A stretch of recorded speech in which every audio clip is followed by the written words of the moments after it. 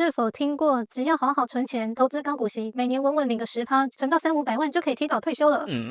我知道这听起来虽然诱人，但是如果我们存到自以为很稳健的股息标的，这档股票因为各种因素，可能景气循环、产业迭代，让这些股票的股价喋喋不休，一去不复返，就可能让投资人的本金直接少了一半。标准的赚股息赔价差，也就是高股息最为人诟病的地方。那身为一个喜欢现金流被动收入的人，以上的状况我们的确也是需要小心注意。因此，为了避免落入这样赚股息赔价差的陷阱，本期影片我们就来聊聊。第一，高股息标的真的能稳稳领一辈子吗？来谈谈历史上的失败案例。以及第二，那所以难道高股息不能买吗？当然不是。如果我们避开一个关键，一样可以期望靠股息退休。最后第三，到底如何稳稳领息又避开赔掉本金的标的呢？分享我的2个具体做法。如果你跟我一样喜欢领息，喜欢被动收入，那这期影片或许能带给你不同角度的思考与灵感哦。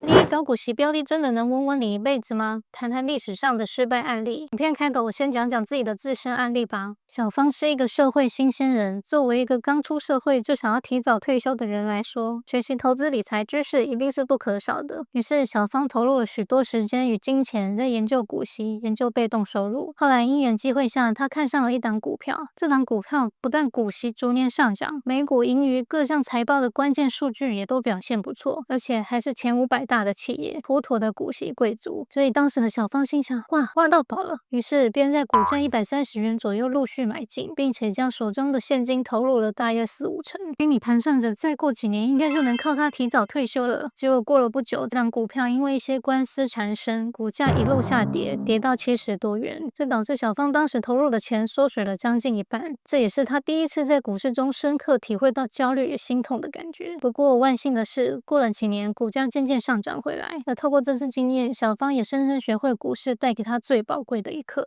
以上就是我买股息赔价差的经典案例。虽然最后股价还是有回来，自从有了那次的经验，现在买股息的标的就变得更加小心。现实中并不会每一档股票都这样涨回来。下面我就举个惨淡的案例，看看能不能从过去失败的经验，让我们往后避开一些高股息的陷阱。首先我们来看这档 LUMN， 它是一家美国的电信股。那通常我们会认为电信股应该算相对稳定吧，感觉比较不会随环境政策有大的变动。这档股票在几年前每年的股息都给的不错，在2017、2018的时候，一年配息有2点多元，股息的成本收益率一年也有10%多。但是如果我们看到它的股价这样一路往下，如果我们买到这样的标的，应该会很心痛吧？而其实这也是众多股息股中的某一只而已。有兴趣的人上网查，应该会查到很多这样的案例。台股我相信应该也有不少。看到这里，你可能会想，那么可怕，那难道高股息都不能买吗？当然不是，只是我认为从上面的案例与我过去的经验来看，投资太多部位在单一标的，并且在这些标的上长期投资，我认为是有一点危险。因此接下来我想谈谈第二，为什么适度的投资组合比单一标的更为重要。前面的故事提到我曾经下重仓买进一档股息标的，结果暂时性的下跌让我的资产缩水好多。其实我想强调的不是选错股，也不是那档股票究竟有多差，而且当时我也评估过一些关键的财报数据，因为数据不错才有信心买入。我想说的是，撇除选股的因素，其实真正让我感到焦虑的根本原因就在没有建构抱得住的投资组合。我知道有一派的人认为分散风险就是在分散报酬率，尤其是看到一档股票股息年年配发，殖利率又高，真的会很容易让人心动，想把整个资金投入重压。但是我们也或多或少听过以前有许多长辈集中火力在存某一支标的，存的100张、1000张这样的案例层出不穷。幸运的人可能股价不会损失太多，还能稳稳领息，但是股价打折甚至腰斩的，我想也有很多案例。所以我认为投资组合存在的目的不是为了炫技，当然也不一定能提高报酬率，但我认为它有一个特别重要的功能，就是帮我们撑过那些我们没有想到的时刻。像前几周大盘只跌了约20%，就有许多人感到焦虑，甚至选择结束自己的生命。再举个例子，假设我们今天去买便当，便当里如果只有一只鸡腿，结果鸡腿炸焦了，我们可能整餐就毁了。但是一个好的便当可能有其他饭菜、蛋看肉，就算某一样表现不好，其他东西还是可以让自己吃饱。所以投资也是一样，哪怕你选的公司再怎么稳，但还是有机会遇到景气循环，或者法规改变，或者甚至产业没落等等。所以如果可以的话，配置不同产业、不同资产类型，甚至不同地区的标的，这样就算一个出状况，其他的也可以帮你缓冲。说白了，投资组合的好处不一定能让我们赚更多，但当市场震荡的时候，这样的组合才比较不会让我们某一天一觉醒来，发现资产少了一大半。这样的情况对年轻人还在工作的人可能没有感觉，但是如果我们50、60岁靠着这笔钱当退休金，就会觉得很焦虑吧。所以适时建构投资组合，才能让我们抱得住，才能真的把投资当成长期的现金流工具。